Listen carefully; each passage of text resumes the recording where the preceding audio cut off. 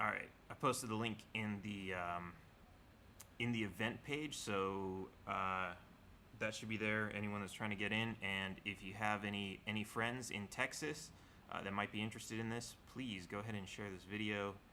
And I'm going to, hey, there we are. Okay, so hey guys, today I have the wonderful Kerry McKenna, who is running for, can I call it Governor Light because of the abbreviation? If you want to, you're It's allowed to do whatever you want to. You're an individual. I keep seeing it abbreviated LT Governor, and I keep forgetting like what's the LT, and now I'm just totally recognizing my face is totally sunburned from hanging out at the beach yesterday. But we're live, so I can't fix that in Photoshop. How's it going, Kerry? I'm doing great, man.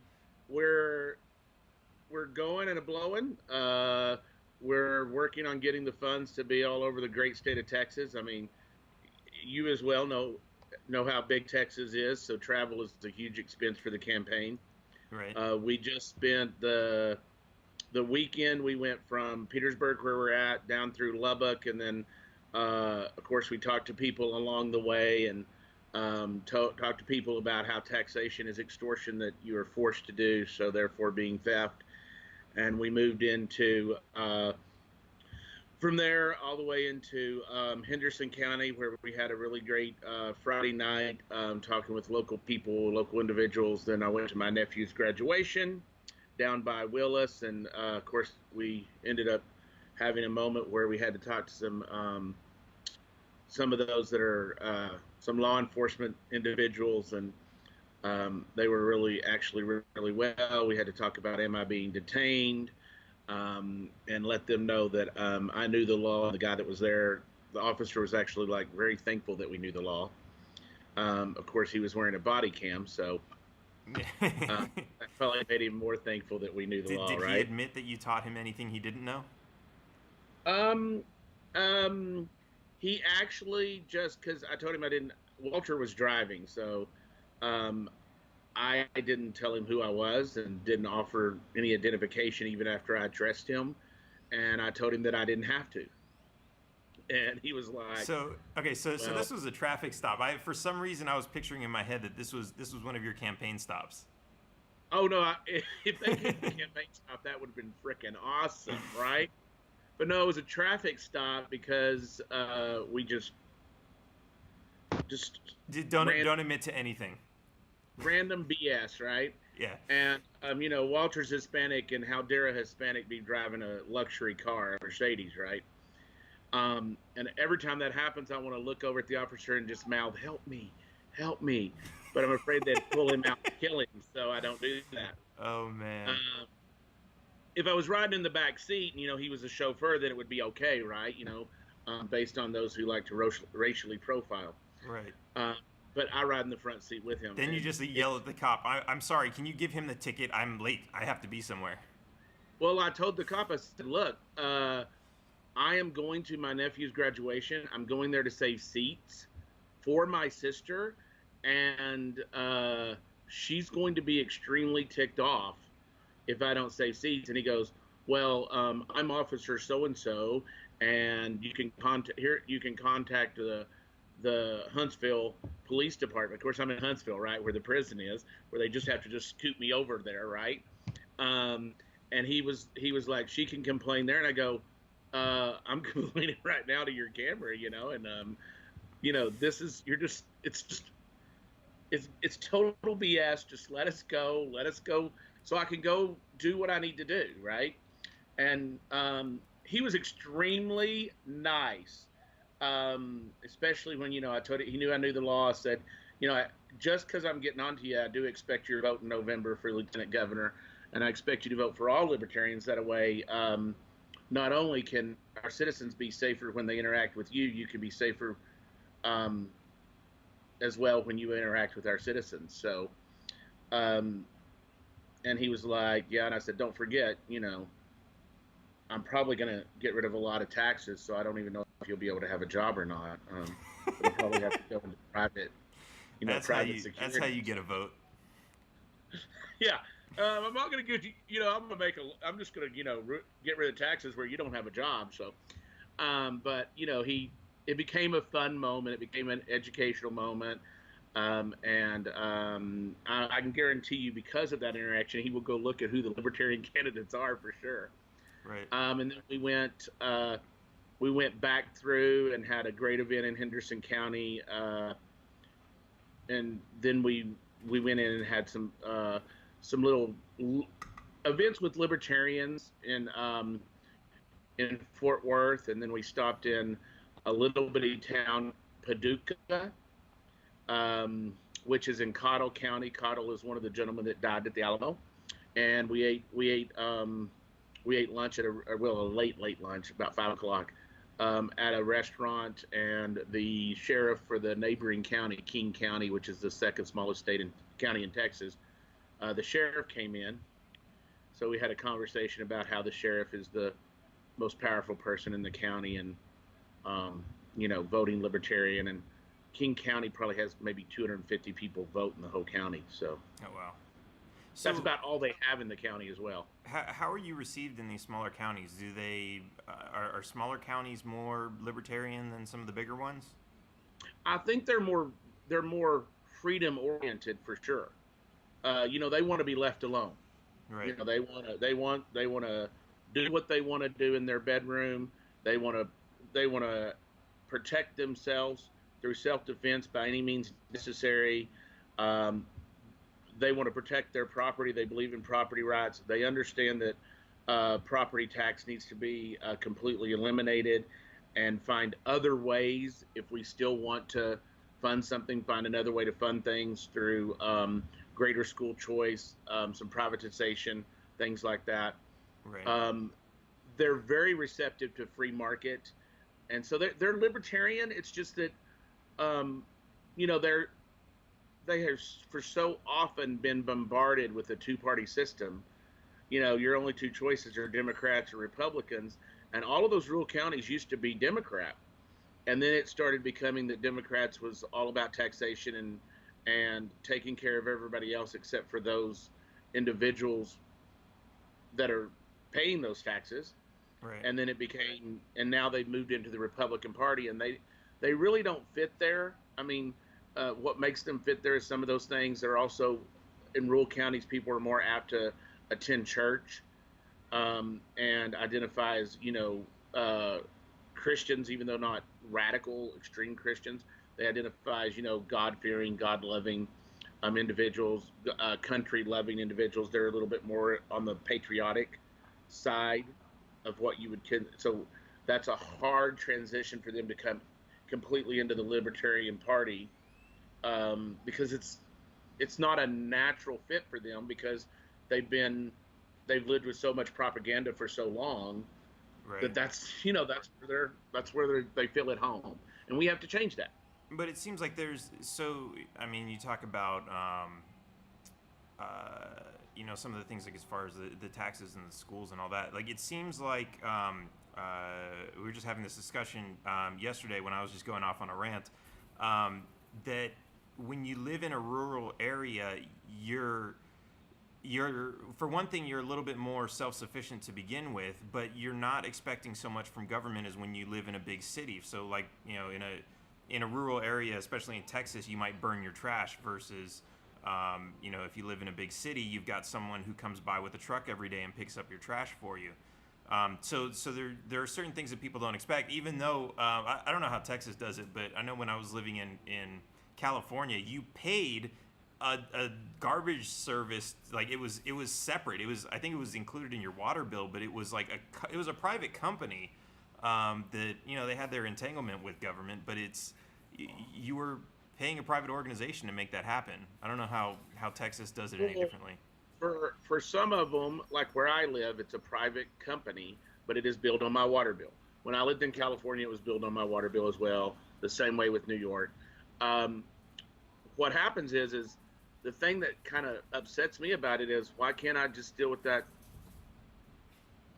Directly. private company to take my trash? Right. And then I can tell them, I want to pay by the weight. I don't want Right. to have a set rate every. I should be able to negotiate that myself instead of having the state as a That's middleman for everything. You know what? That's actually a really good point. When and I know there's devil's advocate that could turn out really bad too. But so when you think about your trash disposal, ultimately these people are hauling your trash away and they're taking it to a landfill, which charges by the weight. Um, and so if people were required to pay the trash instead of being socialized where everybody pays the same, if you were required to pay, by the weight of your own trash, they might consume less trash. They might, when they go to the store and they go shopping, they might buy the fruits and vegetables that don't have the containers. Like what did I see the other Well, they day? would That recycle as well. They would recycle as well because that recycling it would now become a benefit to them of where they're not having to pay for the weight for the recycling, but then they're also getting for some of the recycling they're getting a credit, either the maybe. recycling place will take it for free, so they're not out any money, or they might get paid back. Oh, I Um, see what you're saying. They'll take it and recycle it themselves to like an actual not recycle. yeah, not all cities in Texas force you to recycle. Right. Okay. Now, while I think that's a great thing, I think that private industry needs to pick up like they do in most things that are provided by the state, right?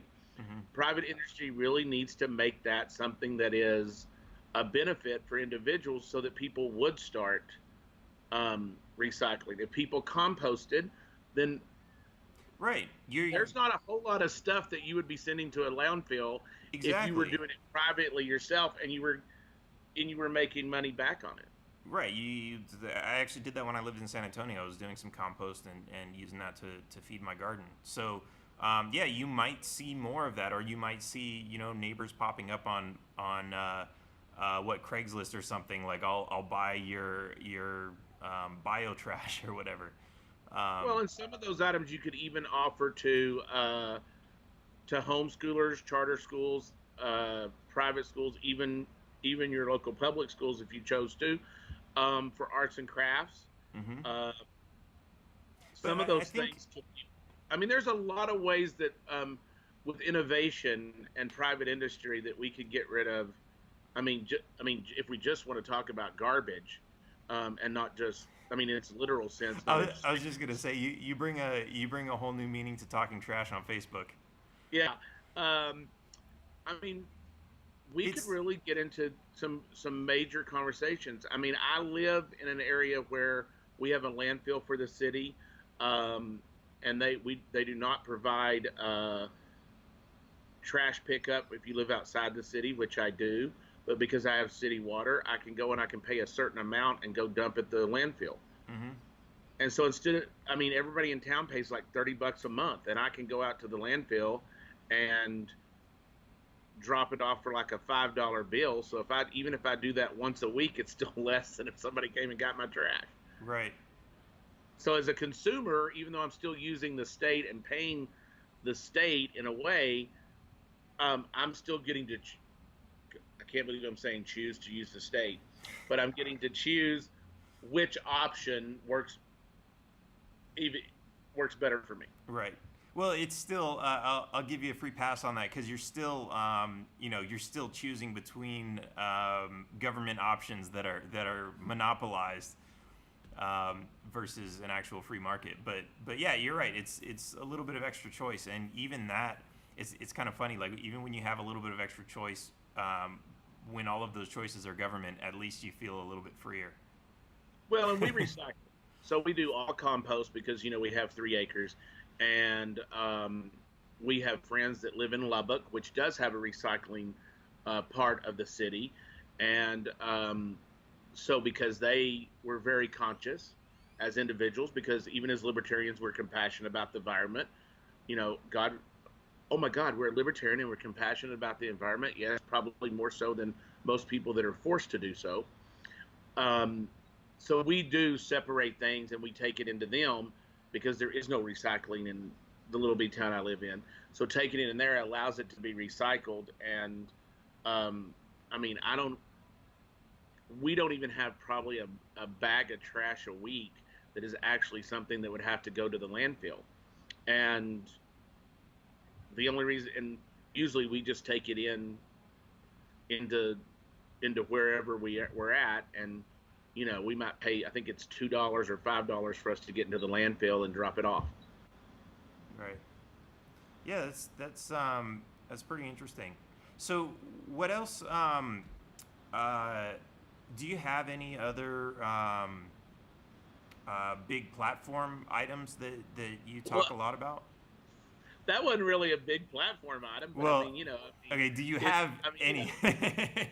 I guess that's where I was going. do I have any? Yeah. Do you even have any platform items, Kerry? I mean, come on, you're running. Uh, You're on a soapbox. Tell me something.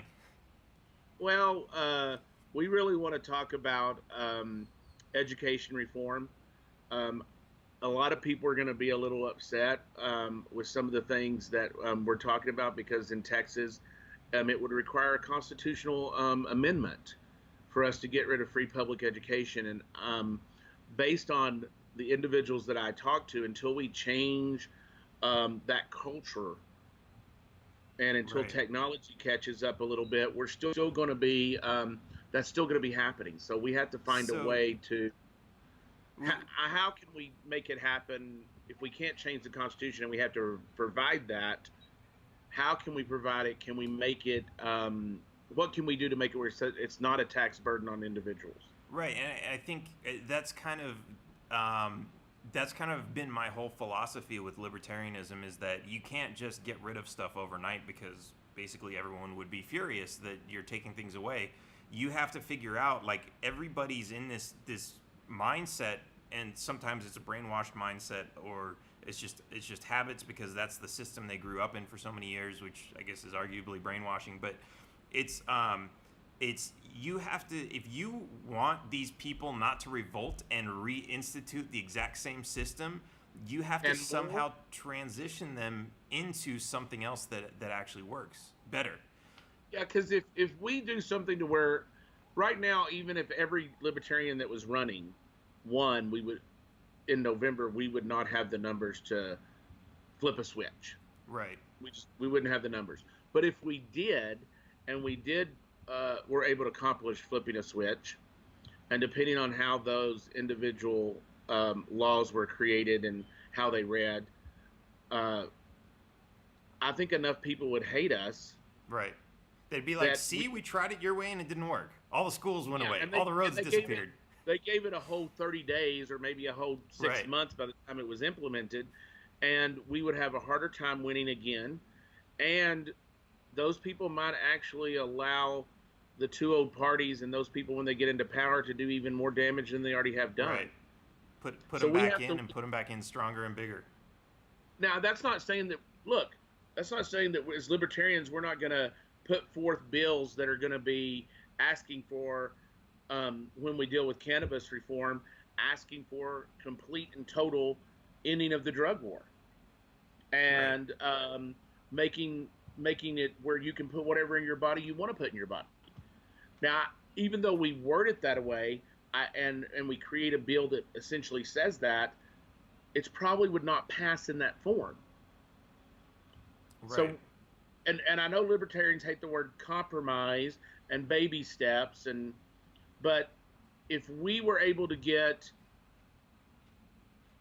medical cannabis and industrial hemp and recreational, even though it was taxed, that little dirty word of taxation, even though it was taxed, I think that would be a step forward because Yeah. people wouldn't be in jail over a plant.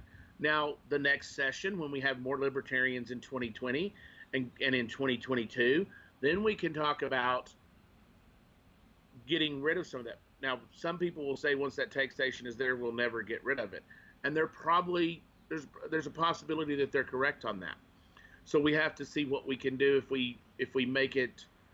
Well, just use Just the hard. dirty old two-party tricks. Just put the tax there and include the sunsetting in the bill. Yeah, and that's the way to the way to do that is to have it where it sunsets after a certain amount of time, and then we're we're golden because we'll have more individuals in office, and we'll never vote for the taxation again. Right. I think if we're, when we talk about eliminating property tax, school taxes are attached to those. And so some of that separation is going to happen um, in a way that, your taxes will definitely be lowered through libertarians, and many taxes will be eliminated. We'll have some libertarians that'll cry foul because you didn't eliminate all taxes when you were first in there. Right. Um, Yeah, and well, I don't know if you're a football guy. I'm definitely not. But I use the analogy all the time because I know so many people are. It's, when you get the ball, you don't just magically appear at the end of the field and score. You have to run it down, and there are going to be people blocking you. And sometimes you move the ball like, are they in meters or yards? I can't remember. yards. It's yards. No, I'm messing with you. I know that much about football. But you move it, you move it a yard, 2 yards, 5 yards, 10 yards, as much as you can get it at a time, but you don't just magically appear at the end of the field. And so it's the same thing with this. We have to get people accustomed to the fact that hey, if we legalize it a little bit, your fears are going to turn out to be not real fears. Like, people are worried about, if we legalize all these drugs, there's going to be crackheads running around breaking into my house 24 hours a day and all this stuff. Like, these are like real things that people have said to me that they actually fear about legalizing drugs. And if crackheads are going to break into your house, or they'd meth. already be doing Yeah, it. right. Okay? It's not like just because if we decriminalize, I don't really like the word legalization, because for me legalization says that the government is involved, it's taxed, and the government can tell you what strains or what chemical makeup or that they can give you or they can allow to be sold. Right. Then they're in control, and TABC is probably another organization that controls a little bit more than what we would like them to in Texas. If we decriminalize, then that just means that it happens. The government's not involved. Individual innovation can happen. Some of those growing of hybrids, some of those creation of hybrids and different things can happen, and can happen legally. And it won't be, now that decriminalization also means that there's no tax involved either. That doesn't mean that there would not be a possibility of a sales tax. It just that happens on almost all of our goods that Right. we have. It just wouldn't be like a 500% sales tax like California has. Well, there wouldn't be a sin tax, Right. because you're such a bad person because you buy pornography or you drink or you smoke cigarettes or you do drugs, that you're such a bad person that we're going to say it's okay because we're going to give you that little freedom, but we're going to tax the crap out of you to try to show you how bad it really is. And then when you need it because it's your medicine, or you need it because you self-medicate, or because you just want to escape the world at that moment because it's what happened at work or school or family or friends or whatever, we're going to say that you're a bad person for doing that. So we're going to tax you to high heaven. And then, well, why are you, why'd you lose your job? Or why can you not pay your rent or your bills? And if you just stop smoking, you'd be able to pay that. And my thing would be like, if there wasn't $100 tax attached to every ounce that I tried to buy, my water bill would be paid. Right. Yeah, that's a good point. It's almost like we create taxes to really This is kind of how move morality in a way. how I see taxes in the big picture, is that and I know some people hate this comparison, but if slavery is you work and you give and the only person who benefits, you give every ounce of the benefit of your labor to somebody else, but they say, okay, you get to keep enough to have a roof over your head and some food to eat, then that's slavery and that's a bad thing. But if somehow you work, you get to keep all the money, you go spend it, you go pay for your rent, you go pay for your food, but then the rest of it is taxed away from you, and you get like a couple other little things. You get a car to drive you back and forth to where you're doing this labor, and you get, a TV to indoctrinate you, and like all these little toys you get to buy, which are fun. And yeah, you get to enjoy a little bit of life, but most, like, for a lot of people, like, they're just barely getting by. And if you get rid of all the taxes that people are paying on their lives, on their labor, on their property, like if you're just renting, you're paying property tax. If you buy food, like food doesn't have a sales tax, but the entire process of creating that food is taxed. And if all of these taxes weren't built into your life, you wouldn't just be scraping by anymore. You'd actually be living a pretty decent life. So I think that's why it's a little bit more difficult to grasp the concept that taxation is slavery. But it's like they just keep incrementing the taxes. Like, oh, you know what? People are fine. People, like, not everybody's losing their house. Let's increase the taxes by 0.25% and see what happens. And it's every year. They just keep increasing and taxing things. And then, oh, the potheads, nobody cares about them. We can tax them at 50, 100%. That's really what it is. And that's how they get away with sin taxes. Like, because it's so easy for someone to say, well, you shouldn't be drinking or you shouldn't be smoking pot. So it's okay for them to steal money from you. But what sense does that make? Well, taxes are another way to keep people down. It's another way to keep the poor and minorities from getting ahead, and especially the poor, because if you're rich, while you're still taxed, you might be able to find a great accountant who can work some magic where you're not paying as many of those taxes, whereas someone like me who goes into H&R Block or someplace like that, they might find me a few little breaks, but it's not going to be where I went from having to pay 40% down to 15. Well, I think also you have, like, so let's say if you make $1,000, if you make $1,000 a month, right? Or let's say you make $1,000 a month, and let's say you only pay $100 a month in taxes, but you have to pay your property tax, you have to pay all this other stuff, and that adds up to, let's say, $500. That's half of your money gone, right? And we haven't even gotten into all the other taxes you're going to be paying. But if you're making $5,000 a month, you can easily afford that $500 a month in those starting taxes. And yeah, it's going to be a little bit more because the tax on your income is going to be a little bit higher. But the tax on your property, depending on how you live, might not be, you're earning 5 times as much, but your property tax might not be 5 times as high. So I think it's really important to see that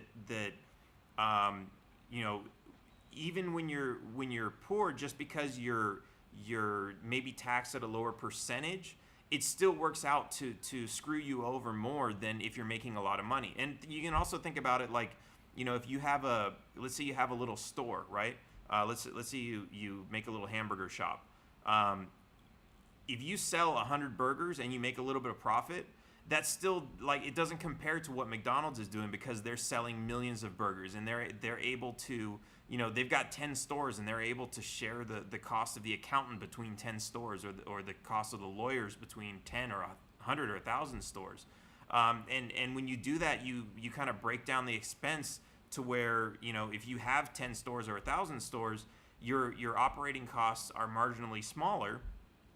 But for somebody who's just, that's all that they do, it makes it more difficult. And it's really the same concept. When it's just you and you're paying taxes on that little bit of income you have, if you multiply your income by 10 or 100, not everything gets multiplied by that same amount. So I really think the poor get hit by the taxes the worst. And especially, I really can't emphasize property tax enough, because your landlord owns that property, and that property might actually be valuable, and you're paying property tax based on the value of the property, even though you don't own it. You're just renting it.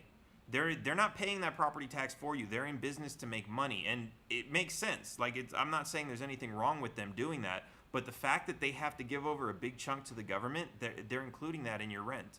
I would say if property taxes were eliminated, in most cases, I think that you would not see as many homeless as we have in the U.S. I think individuals would be in a better way to not only help themselves but help others. Right now, some of us can't afford to help um, somebody else who's less fortunate. And when we do, oftentimes it's a crime for us to help somebody who's less fortunate because uh, the government doesn't like competition. Because we can 9 times out of 10 we can show how more efficient we can do it, how better the quality will be, and if we're doing all of that, then why would anybody go and take advantage of the federal government's compassion, right? Right. Uh, when if they can get something better for someone else, we often overlook the fact that we talk about taxes are a necessary good, is what people will say, or what we have to live in a civilized society.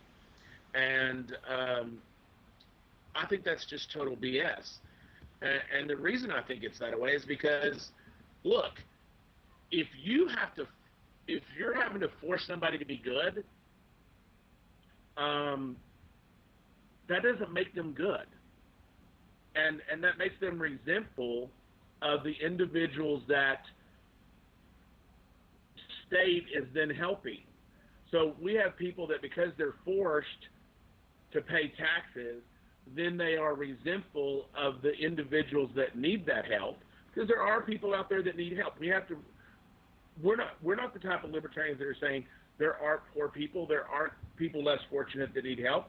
Of course there are. We want to help them. We just want to do it in a way that is more voluntary, I'd not say a it more crime, bluntly, doesn't involve stealing. and does a better job, Yeah, and doesn't involve stealing from somebody else. exactly. And that's a hard thing for some people to understand, because, as libertarians, a lot of times we get, well, we're just selfish, greedy, and we don't want to pay taxes. We don't want to help anybody. That's not the case. We want to help everybody. We just want to do it without aggression. Right. So I got a couple questions coming in. And it's slavery. Yeah. Uh-oh. Don't worry, they're easy ones, I think. Corey's asking, are we attesting that all taxes are theft? Are we saying that all taxes are theft? Well, all taxes that are not voluntary are theft. If it's voluntary, is it a tax?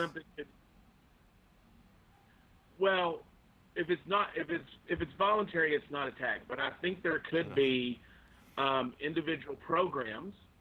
There could be individual programs to help those that are in the most need.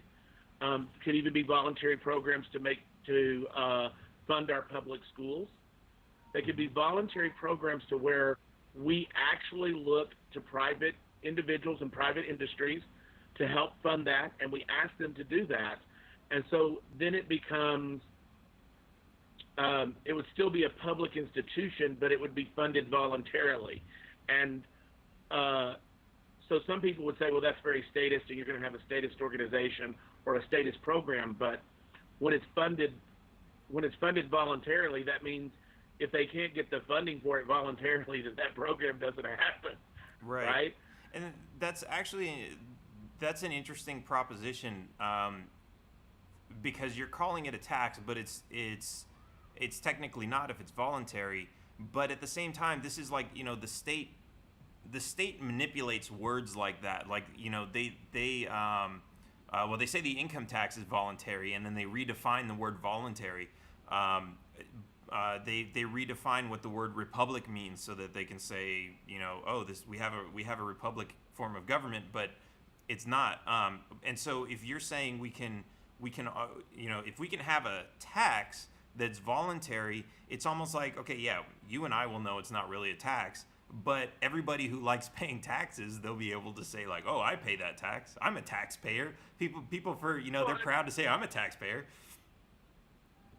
Well, look, we would have to.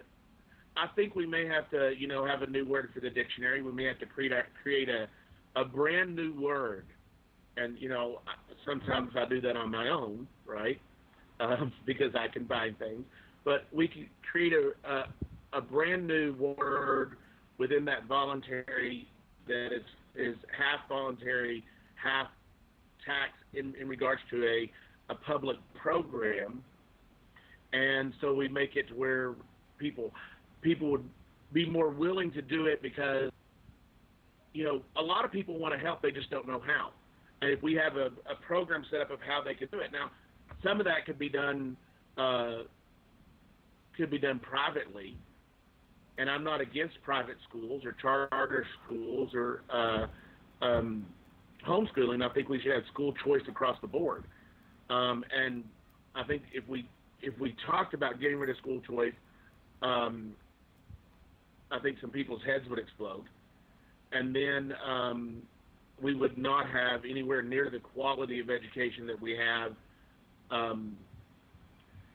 Quality of education that we have in some of those charter and private schools, and forces the public schools to have to compete with them. Right now, the public school, because it's not a voluntary thing within the tax system, it doesn't have to really fight for those dollars. Right. And if it was more of a program that was voluntarily and they had to fight for those dollars, I think we would get a much better education for our children. We can't just. It's not going to be something that's going to change overnight. It's education is an ingrained institution, not just in Texas but across the U.S. And we have to, as Texans, set the example, become the model for all other states to follow suit. So something that I saw a couple years ago when I was in San Antonio, some of this competition you're talking about actually was there in a weird way. I guess it was the San Antonio ISD, I guess, they had this advertising campaign that was saying like go public, and like they were paying advertising. They were spending money on advertising to get people to keep their kids in a public school, which is, if you think about it, they were literally begging people to take their free education over a paid education. Well, you would think that the free education, based on the way that the state works and what the state thinks, and with taxation, the free education is supposed to be the best possible education you can get. And we have some, don't get me wrong, we have awesome teachers. We have some awesome school districts that produce and some really great free thinkers out there. But if you're having to do that, then that means that the schools that are paid are outperforming you, are better at doing their job of educating children, and you can't even give it away. Yep. You're having to beg people through you're having to spend money that you should be spending to educate those children, to beg people to come to something that's free. Right. That's pretty sad. It is. I mean, but they were out there proudly advertising. So I think the first thing that we have to do in regards to education is completely remove federal funding from education in the state of Texas. And if we completely remove federal funding, then we can rework some other issues. That is a first step. And then moving from there, that gets us away from teaching a test that allows us to work to have maybe even some vocational programs. A lot of times if we work with vocational programs, even within the public school, we can reach out to some of the businesses that are going to be interested in having those students. And so therefore they're the ones that are paying for that education. So therefore it is no longer a taxpayer education. It is an education that is happening from private industry that can happen at the junior and senior level in high school, because not everybody needs to go to sorry, my phone rang. Not everybody needs to go to college. Oh my God, cannot believe Kerry just said that. Not everybody needs to go to college, right?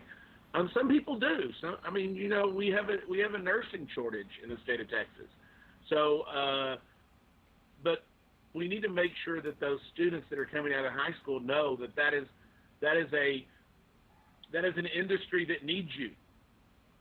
That's a place you need to go study. I studied fine arts, and uh, I mean, basically, with that degree, to some extent, I can wear a paper hat and serve fries. But at the same time, I can also there's other things within the artistic world that I can do. I can manage a theater. I can manage the Opry. I can manage different things, and I can direct different stuff, and it has created me some special skills that some people going in to be the lieutenant governor would not have. It has created some people skills that I definitely do not think that our current lieutenant governor has. It has allowed me to listen and to all that come to the table, which I don't think that our current lieutenant governor does. And while that may mean that we end up sometimes having some compromises that happen, right now, we have to fight to get heard. We don't have a seat at the table. We have to fight just to get heard in a special session that is happening, or when they're at some of the committee hearings that happen for bills that are coming forth. There is one constitutional amendment that I would like to do in the state of Texas, and I would like to have a constitutional amendment to start a repeal committee within the legislation, so that those elected to that appeal committee will now start just reviewing current laws that are on the books that need to be repealed that infringe upon people's liberties. And I think that is something that if we can get Democrats and Republicans on that committee, once it's created, they will, and they review with the libertarians that are on there, bringing up, here's this law, and here's what it really does, and here's how it infringes upon liberty. And then it's in the session that's the law that's being looked at to be repealed. Some of those old school boys are going to have to change how they vote and some of their thinking, or they're not going to be reelected. Right. And I think that's a really interesting suggestion, because I didn't know how like the whole committee system worked until I started hanging out with Normal and going to the Capitol a couple years ago. But it's really interesting to see that they have these different committee rooms, and it's not like everyone writes a bill and then they take it to vote with 100 people. They actually go through this whole process first, where they Right. review all the bills. But something else that you're pointing out, because that is kind of a lot of people think about the U.S. Constitution, because that's the Constitution we're taught in school, and a lot of us, I think, maybe read through the whole thing once because it's so short. We don't realize that there are some more complex issues that are in the state constitutions, and especially just the size of the state constitution compared to the U.S. Constitution is, it's like what, 5 or 10 times longer, right? Maybe a little bit more than that. And it's extremely complex, and it gets changed way more with amendments and changes to the Texas Constitution than the U.S. Constitution does.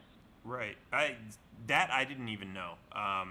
But yeah, it's if someone's talking about a constitutional amendment to the U.S., it's like that's over everything. I mean, you look at the last amendments that we had, and it's things like ending slavery, or the income tax, or alcohol prohibition. These are like major things. But do you know what any of these smaller, or what some of these amendments might be on the Texas Constitution recently? You would ask the hard question to something that I didn't even think about, right? We have had, usually we vote on them as they go through committees, and then once they're once they get the legislation decides, then they go on the ballot, and then all Texans vote on it. We'll vote on those amendments. I believe the last time that we had some, and watch me totally get fact check, political fact check, Kerry McKenna. The taxation is Steph live, and we give him 1,400 Pinocchios. But I think I want to say the last time that we changed was 2017, but I could be wrong. And it's usually one, maybe two things that are on. There's been several changes in my lifetime. I just don't. Sometimes there's something very simple. Legalizing. If we decriminalize or legalize gambling, that may end up being a constitutional amendment, ending the death penalty. Some things that, we have to look very closely at things that, and even all lawmakers have to do this. All legislators, they have to look at anything that they bring. Is there a constitutional precedent, state or federal, for what they're going to bring? Because if there is, and it gets passed, then it becomes a lawsuit, or it becomes a vote that has to happen. Right. We need to address, there's several things that are on our website at McKinnonforTexas.com. That's what the number for, that we're addressing.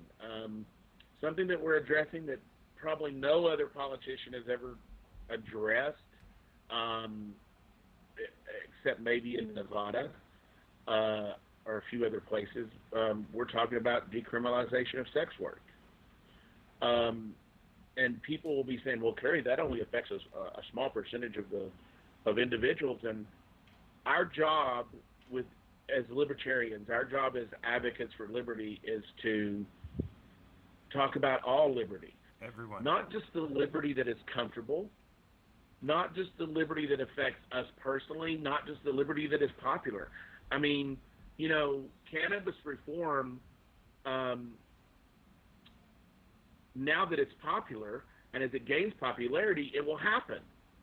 Now, it may not happen the next session. It may not happen for, 2 or 3 sessions. But as it gains popularity, those from the old parties will look at it as something that needs to be, we've got to legalize that so we can tax it, because if we don't, we're not going to get reelected, right? In the state of Texas, people, even with gay marriage that happens, people don't talk about polyamory and multiple marriages. And if not everybody is free to love who they want to, and free to to choose the consent of getting the state involved through a marriage license, right? Mm-hmm. Then not everybody's free. Not everybody has that liberty. So we have to look at that way. And that's even, I think that's an interesting topic right there. Just, polyamory, like because I think, okay, when you talk about sex work, there's a lot of people who are under the presumption that, like, oh, those girls are forced into it, but when you talk about polyamory, it's like, especially when you have I guess it's the Mormons doing that, it's okay, it's something strange. You're not used to it, because that you don't have people in your life who have that lifestyle, but you can look at it and say, okay, but there's nothing, like, there's no crime in it. But we can look at it and say, right, like, I think we can start to understand, like, look, we can explain to people, you don't have to understand this. You don't have to live like this. But you don't even have to like it. Exactly. But you don't have to welcome it in your house either. But all you have to do is say, look, right, if you tell these people how they're going to live their lives, then why don't they have that equal right to tell you how to live your life? And that's no way to do things, because then everyone's going to be unhappy. So, well, I think the important thing that we have to remember is there consent. Mm-hmm. If there's no aggression and there's consent, then it's really none of your blankety-blank business. Right. Right? I'm using, now, when we talk, within polyamory, that doesn't just happen in the Mormons, or it doesn't just happen religiously. There's tons of people who just want to have a consensual, committed relationship with more than one person. And who is the state to be involved to say that that's not okay? Yeah, I mean, they shouldn't be involved in. If they're not involved, if they shouldn't be involved in your own personal relationship between you and your one significant other, why does that mean that it's okay for them to be involved in your personal relationships because it is now more than one? Right. Yeah, absolutely. It doesn't make sense. It doesn't. In the realm of common sense, it doesn't make sense. And you know, when you look at the sex work issue. Yeah, go ahead. I was going to say, the sex work issue is really where we talk about how, if, you know, not only is it work, right? We have trans individuals that are sometimes arrested for trans fraud while walking, because sometimes those within the judicial system and the law enforcement believe that the only job that they can get is prostitution. And the way that if you want to use your body to dig ditches, right?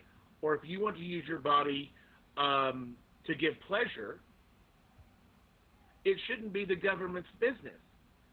Now, we can move it a step further and say that decriminalization of sex work becomes a catalyst for all other work, becomes a catalyst for the free market. Because if we can get people to understand that decriminalization of sex work is about people being able to have the freedom to do the work they want to, have the fruit of their labors without government interference, then we move into a real free market society, a real free market system. And that is a huge culture change. And that is where, once we move into that, that's where we end up having individuals having more freedom, individuals, less people that are poor and that are in need, better education because it becomes, technology catches up with it. We end most of the diseases that happen out there because we end up having more individuals that are working to move that forward. The FDA goes out of the way. The Department of Education goes out of the way. We really move into a free market system which makes everybody have a better, freer life. And if that's really what we want as libertarians, then sometimes we got to take something that most people are not involved in. Most people, you know, it would just not be something that they would enjoy, they would like. Some people are morally against it. If we move that away, then we really do talk about individual liberty and freedom, and you owning yourself and the government not owning you. Absolutely. You know, that makes a great point. If you kind of if you kind of go to the extreme and say there's no reason that this extreme should be a crime, then it's like you know, we were talking about compromise earlier and moving the ball down the field. If you're able to say, okay, look, we have an extreme here. Does it make any sense to make this a crime? And if you can get people to understand that the answer is no, then the entire gray area between here and that extreme is it becomes a no-brainer. It's oh yeah, well, I guess it's not my decision to make. It doesn't hurt me in any way. So yeah, that's a really great point. So I wanted to I don't know why I didn't think of this earlier, but you plugged your website already. Why don't you show me the shirt you're wearing? Oh, this one? Let me see. This one is one of the shirts. We have some other shirts that are a little bit in your face. There's some shirts that have my face on them.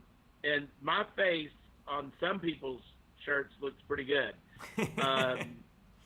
Better than my face probably should be looking.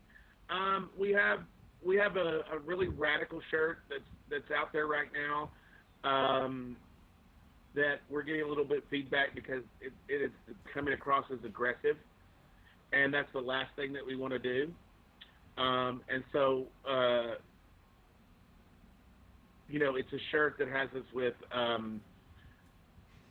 It's more of a thug shirt, and so you're making a mean face in your. It doesn't show.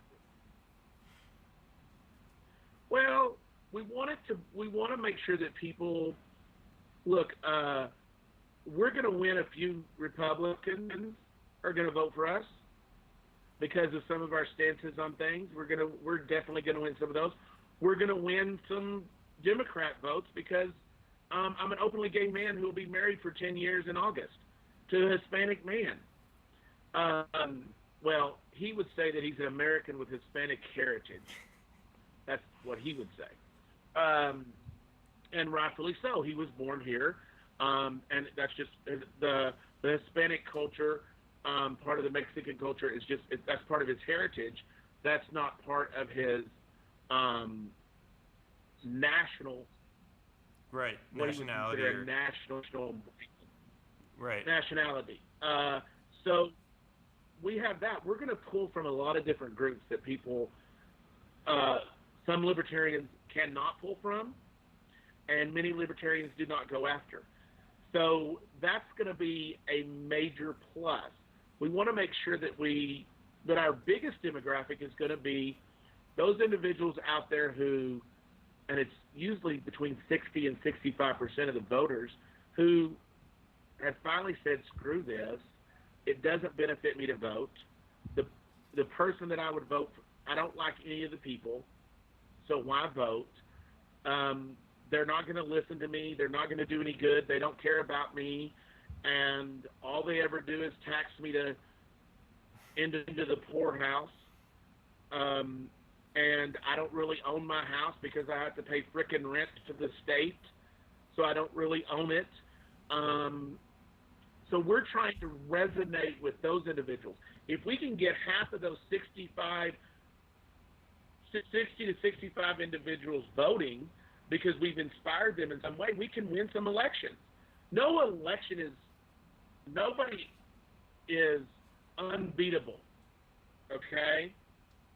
Based on our choices that we make and based on funding, based on the amount of looks that we get from the media, right, means that it's not winnable for us sometimes, right? But they're not unbeatable. We just have to be smarter. We have to work harder. We have to get out there and say, look, not everybody wants to hear the words taxation is theft, right? Yes, they do. Not everybody's woke up. Well, I know. Because it's your show. Yes, everybody was here, right?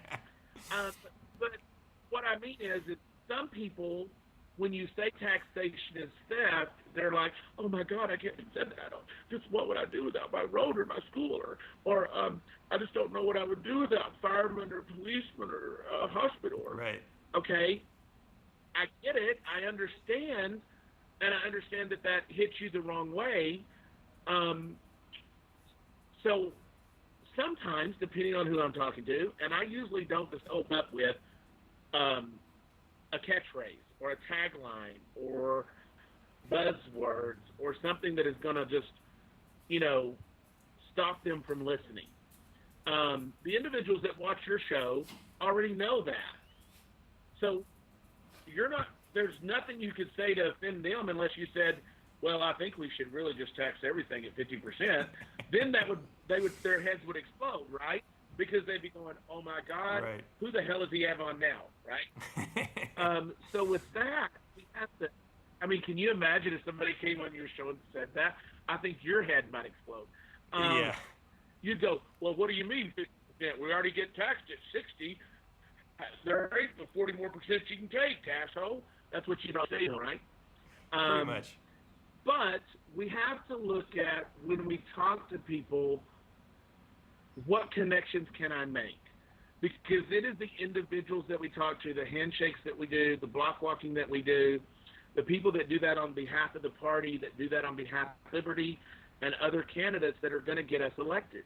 And if, while those people that are woken up and that know the force that is taxation, those people are already voting for me, unless they're so far in the anarchist camp that they don't vote at all. That they don't vote at all, right? Because that would be consent, and I can't consent to the government. Or then they might have to know who I am, and I live off the grid, and I don't want them to know anything about me. And I get that. I understand that. I think all libertarians understand that there are people like that, and those of us that are activists, those of us that run for office, we wish we could be those people sometimes, if not most of the time, right? Yep. So there's that. The thing is we do have some anarchists in the party that I could get elected. Every libertarian could get elected, and we could say we want to eliminate property tax, and we could get rid of everything except for the school tax part of it. And that would be a huge win for property owners in Texas. But it would not be elimination of property tax. And there would be libertarians that would rake us over the coals and say vile things about us all over social media. They would not give us one bit of praise for what, because we didn't finish the job. And my answer to that is, no, we just won a freaking battle. Nobody said the war was over, you idiot. Yep. You know, that's what I want to say. Now, that's not what I say, because I'm a nice, loving, wonderful individual. I say, yes, I understand what you're saying, and I agree, and, I fought as hard as I could, and I'm sorry we didn't get everything that you wanted, and we didn't flip a switch, but are you actually, those same people, I want to ask them, do you donate to the party? Do you donate to candidates? Do you block walk? Are you out there asking to be an advisor on a campaign? Are you helping to go to Austin to be at those things that are happening in regards to the committee meetings, the hearings? Are you actually helping to write legislation? Are you contacting your congressmen, your legislatures? Are you contacting them and giving them some type of advice or some help that would move liberty forward instead of just griping and moaning? Yep. Are you just a keyboard warrior in your own little basement and have your own little show and hey now shout from the rooftops and hear yourself? Did you move to Mexico and now you're just doing that for the world? Now, whoever you're talking about sounds so familiar.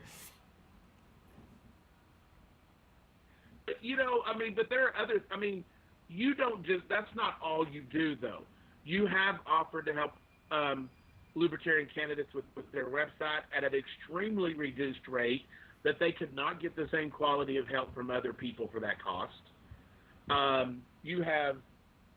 You are always one to offer advice along with your criticism, and that's a big difference. We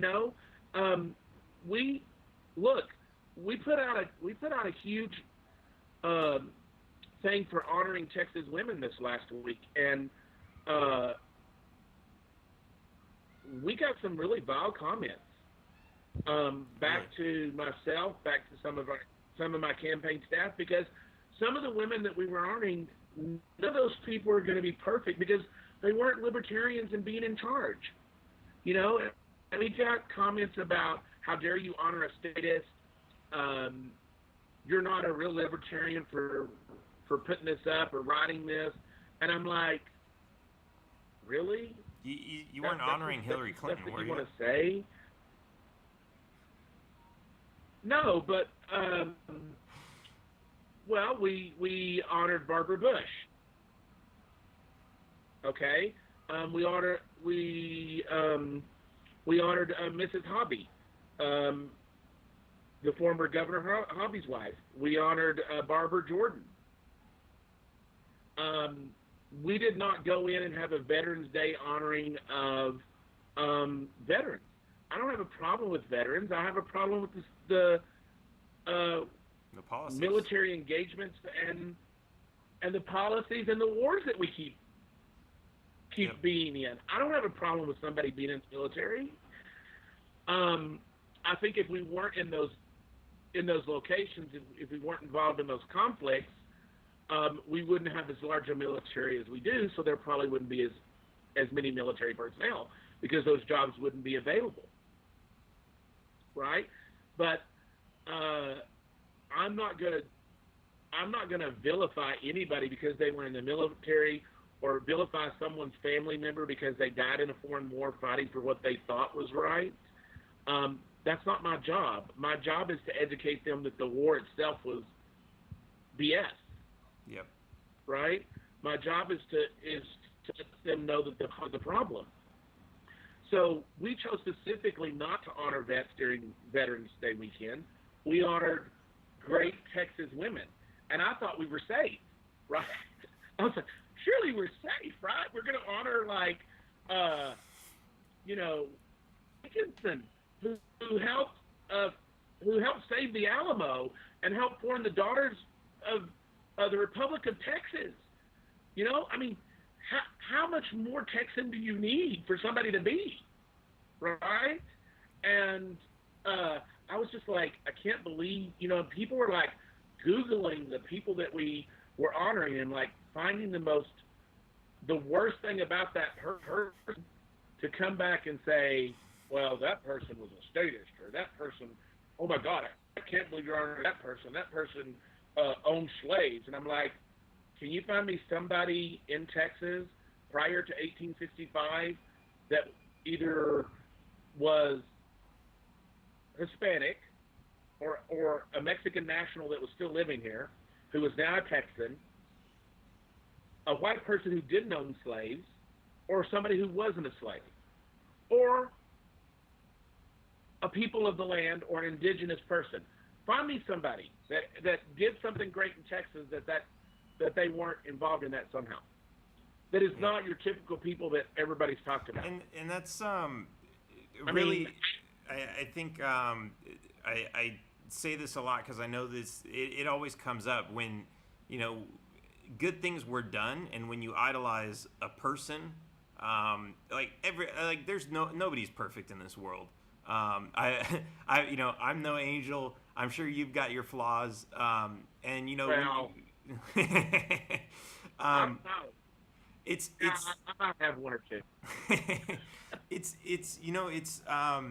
people like to they like to see something that someone does something good, and then they idolize this person and say, what else do they do? What other tricks can this person do?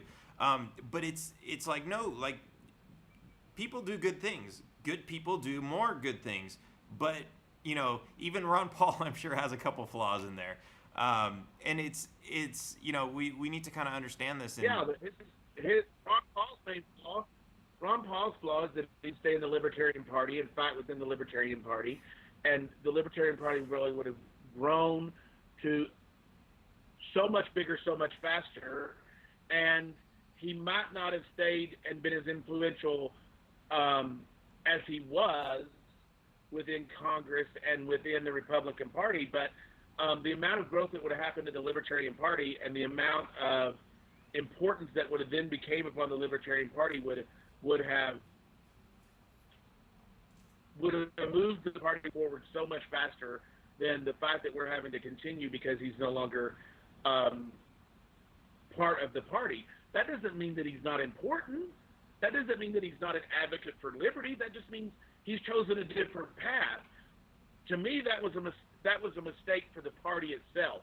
It was probably the right choice for him as an individual, right, to be able to still be as influential as he wanted to be in the ways that he wanted to be. Well, I think the point I'm trying to make is that you can look at somebody like that, and the main goal of honoring someone or looking up to someone is to say, Like, it's not to say like, hey, there was this person who did this great thing. Okay, that's it. No, we should all look to those examples, and we can all be that. And so when you say like we're going to honor women, you can say, okay, these women, same thing, they had flaws, they weren't perfect, but look at some of the things that they did, and you can say you can do some of these things, and you can point to women who sometimes, especially in this country, think like, oh, it's a man's world and I can't do certain things because I'm a woman. You can point to these women and say, well, this woman did such and such, and she's a woman, so you can do things like this. And I think that's probably the most important part of. And it's really about, at the time that some of these women were making this progress, they were still second-class citizens. In the U.S., women didn't get the right to vote until 1920. In 1918 is when they got it in Texas. Texas has always been ahead of the curve when it comes to liberty and freedom. So the thing is to say that no matter what position that you're in, when you know that you're right about that individual liberty for all, no matter who it is, no matter if they're a woman, they're a minority, they're polyamorous, they're gay, they're straight, they're a lesbian, no matter what gender they identify with, all of us are siblings in moving liberty forward and achieving liberty today, now. The question is I don't think we could find any person that doesn't have flaws. And since we can't, we've got to really use the great skills that people bring forth, and we have to learn from those individuals that fought certain fights, even with all of their issues, to move liberty forward. And those should be inspirational for us. We should be able to say, oh my gosh, this woman stood up to Sam Houston, who was the most powerful in the state at the time. What does that say that you can do as an individual who is seen as a minority, who is someone who is not important because maybe you use cannabis, maybe you're seen as not important because you're a sex worker, because you're a member of the LGBTQ community or gender and sexual minorities, which is what I call them. You're Hispanic, you're black, you don't, whatever issue is that makes, whatever, not your issue, but whatever special thing that makes you who you are, whatever individuality, to be an asset. That's what you should use to say, yes, I can stand up to the tyrants, the elitists that are in Austin. Because that's exactly what we have there. We have people in Austin right now who all they care about are themselves and their friends. They don't care about all Texans. And we have to stand there and have a voice. And sometimes that comes from somebody like me who people would say, well, I don't, there's people that aren't going to vote for me because of who I am, right? But they sure as hell can't say that I'm not going to be there fighting for their liberty. And if that's the one thing that they learn, then they may not vote for me, but they might vote for every other libertarian on the ticket, and that's a win. Yep, absolutely. All right, so it's difficult when we want to just tear people down. Yeah. So before we get going, I want to. Where can I get? If someone wants to go buy some of your T-shirts, do you have them on your website? Yep, they're on the website at McKenna 4. That's the number 4. So McKennanforTexas.com. Okay, cool. We'll post and the link. There's a lot of stuff on there right now. We'll get some. There's going to be some more stuff available. We're looking at some promotional condoms, protecting your liberty. Some bottle openers. And are they going to have a rotunda on the top? Hashtag open carry. A little what? A little rotunda on the top? No, I don't think so. But they will be. It will talk about, you're responsible for the choices you make, and that we all have choices.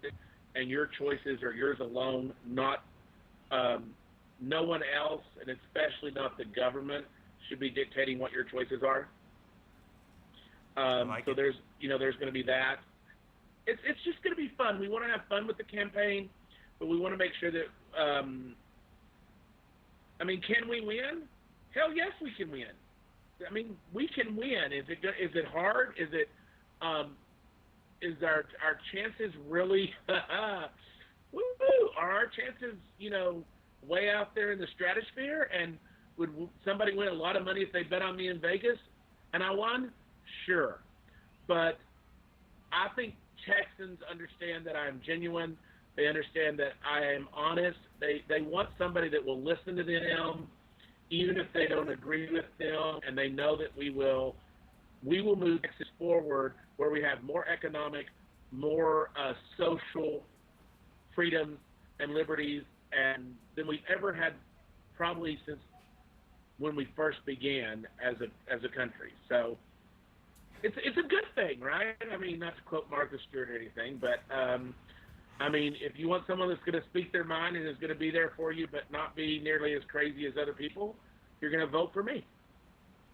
Awesome. All right, Kerry. I'm gonna let you go because we've been we could probably talk all night, but let me I'm sure we did. definitely keep me up to date with what's going on with your campaign. If there's anything I can share, and let's have you back on sometime. And you need to get your shirt, and then we need. Don't forget, we're still wanting our official endorsement from, the taxation is theft guy. From the taxation, is that my name now? The taxation is theft guy. Well, I definitely I've known Kerry since. I thought you were owning that, man. I thought that was your thing. Well, it is my You're middle not name. that? Okay, there you have it. So yeah, I mean, Kerry. I'll have Ryan get with you short. All right. Are you gonna make me sign like a under oath penalty of perjury? Yeah, you're not under oath. There's no backup binders. There's no cannabis plant that you got to put your hand on and say, I pledge based on this bud that I endorse Kerry McKenna for lieutenant governor, right? Although that would be kind of cool if everybody was doing that. Can you imagine? That would be. All right, man. Well, I'm glad you had me on. I had a great time. Yep, definitely, always. And I'll see you in New Orleans. I will not be in New Orleans. Oh. But Outright Libertarians is having a huge masquerade ball that everybody needs to go get tickets for because it's going to be fabulous. Is the only word I can say. I'm not going to be there because we have some campaign events. We have some campaign event we really need to get, and I trust the delegates that Texas has elected to go to New Orleans and to vote for liberty. And that they'll do. I'm not going to say my own personal preferences. If delegates want to know who I would like or who I would have voted for if I was there, they can surely call me. I think we have some interesting choices in New Orleans, and I'll leave it at that. All right. But Sounds good. All right, Kerry. Well, I'll talk to you soon, and we'll have you back on the show, and we'll talk. I might come see you in Mexico. Shoot. Hey, anytime. It's gonna be fun. All right. Awesome. And hey, taxation is theft. Are you sure? I'm positive. All That didn't taxation sound is very theft. convincing. I think you got to be able to. Okay.